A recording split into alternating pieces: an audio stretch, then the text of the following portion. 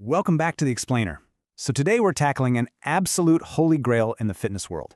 Look, if you spent any time at all lifting weights, you already know there's a serious level of prestige attached to slapping two big plates on each side of the barbell, right? It is literally the ultimate test of upper body pushing power. But here's the crazy part.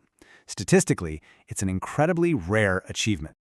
We're talking about 225 pounds. For a ton of people, hitting that 225-pound bench press is the definitive sign that you've, finally made it in the gym. It's the ultimate milestone. But man, despite how many guys and girls strive for it every single day, it stays insanely difficult to reach, let alone surpass. To put that into perspective, only 2% of new lifters actually achieve this. That leaves a massive 98% completely missing the mark. And even if you look at gym regulars, barely 1 in 5 ever get there. Usually, it takes years of just grueling, painful grinding. But what if there was a shortcut? Well, today we're looking at a natural lifter named Ryan. Instead of that typical 3-year grind, Ryan used a highly systematic approach to absolutely bypass the normal timeline, and he hit over 400 pounds on the bench in just 1 year. Yeah, 400 pounds. All right, let's dive into exactly how he did this. In this explainer, we're going to deconstruct his elite 400-pound blueprint, covering the 1% bench, the elite setup checklist, diagnosing your sticking point, the real difference between size and strength, the frequency myth, and finally, how to break through your own plateau. Starting off with part 1, the 1% bench. To understand this, let's look at a case study. Take fitness researcher Jeremy. He was completely stuck at 235 pounds. Mainly because his setup was just entirely wrong, which literally caused muscles he didn't even know he was using to cramp up. Which brings us to part 2, the elite setup checklist, or what to do before you even touch the bar. See, elite lifters like Ryan, they don't just flop down on the bench and casually press the weight. No way. Their obsessive attention to detail kicks in way before their hands even meet the knurling, and it all starts with the grip. Going with a wide grip shortens your range of motion and really fires up those pecs, while a narrow grip lengthens the range and totally shifts the focus over to your triceps. Research actually shows that just widening your grip by an inch or two can instantly boost your bench by 5 to 10%, simply because you're moving the bar a shorter distance. But you've really got to experiment here to figure out what plays to your own physiological strengths. Once your grip is set, we move to the physical setup. Honestly, think of this like a mandatory pre-flight checklist. It has to become pure muscle memory, executed unconsciously at the start of every single set if you want to separate the pros from the amateurs. Step 1 is leg drive. Step 2, shoulder position. Step 3, lat engagement. And step 4, the unrack.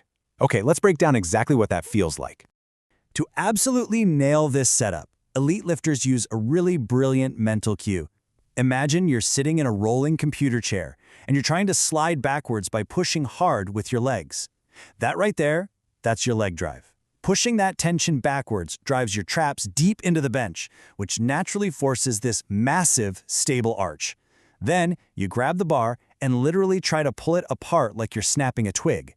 That locks in your lats. From there, your shoulder blades essentially just act as a pivot point so you can unrack that massive weight safely. Moving on to part 3, diagnosing your sticking point to find your weak links.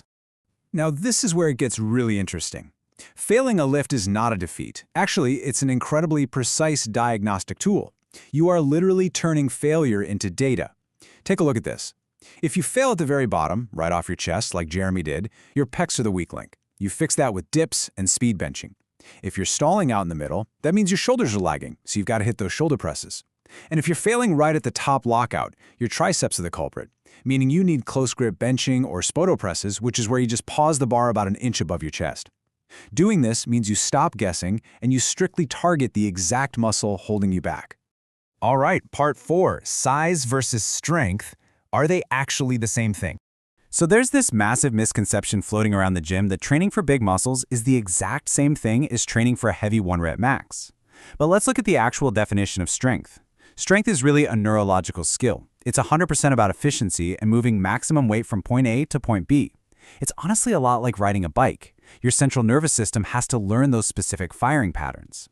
This totally explains why you can get vastly stronger without your muscles actually getting any bigger, and why practicing with heavy weights is absolutely mandatory. But then on the flip side, you have muscle size, or hypertrophy. This kind of growth is driven by taking your muscles close to failure, And the research clearly shows you can achieve that just as effectively using lighter weights and higher reps. So here's the genius part about our elite lifter Ryan. He totally separates the two. He uses traditional bodybuilding stuff like cable flies and dumbbells to safely build the muscle size. Then he uses heavy bench press singles to teach all that new muscle how to be neurologically efficient. Let's look at part 5, the frequency myth, and how often you should actually be benching. Okay, so if practice makes perfect, why on earth would a guy benching 440 pounds choose to practice his main lift only once a week? Well, the answer comes down to the systemic toll it takes on your body. Now, beginner lifters for sure see faster strength gains by benching 2, maybe 3 times a week. But for advanced lifters, man, throwing around 400 pounds creates an immense amount of fatigue. The sheer stress on your central nervous system and your joints is so high that it can literally take up to 2 full weeks to completely recover from those extreme loads. So you're probably wondering, how do you keep making progress if you're benching less often? Well, you use some elite plateau hacks. Ryan completely gamifies his training. He obsessively tracks his personal records on all his accessory lifts to stay highly motivated, even if his main bench press stalls out. He also throws in these bizarre but super effective mobility tricks, flat shoulder presses to really stretch and open up the pecs, and these behind-the-back tricep extensions that force internal rotation to heal up tight rotator cuffs. Which brings us to our final section, Part 6, breaking the plateau and actually applying this blueprint. So, armed with Ryan's pre-flight checklist, that diagnostic table we talked about, and some actual fatigue management, Jeremy went ahead and applied this entire blueprint to his own training. And guys, the results were phenomenal. By locking in that computer chair leg drive and dialing in his lat tension, Jeremy didn't just match his old stubborn 235-pound record. He absolutely crushed 245 pounds, a weight that literally felt impossible just weeks prior. But honestly, what's way more important than the weight on the bar is what he learned in the process. Check out what Jeremy realized. He said, "I actually slow down the most at sticking point 2, signifying shoulder weakness. I have a lot of untapped potential." By looking at his failures data, he instantly realized his new sticking point was in the middle of the lift, meaning he needs to hammer his overhead presses. With that specific data in hand, he's now on a crystal clear path toward a 315-pound bench. So I want to leave you with this question to think about.